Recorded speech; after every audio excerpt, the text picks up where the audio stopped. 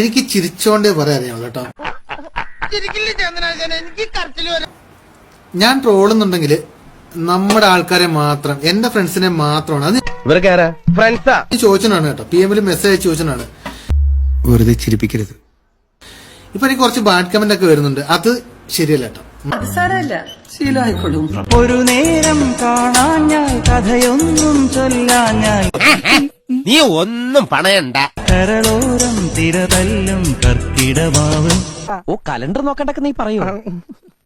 നീയൊക്കെ കളിച്ചത് ജഗത്താനോടാ.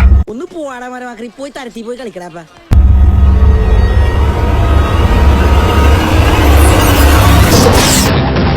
ഈ എഫക്റ്റ് ആണ് മുഖ്യം.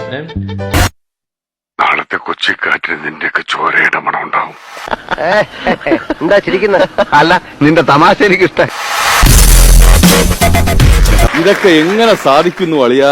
മക്കളെ, മാമനോടൊന്നും തോന്നല്ലേ?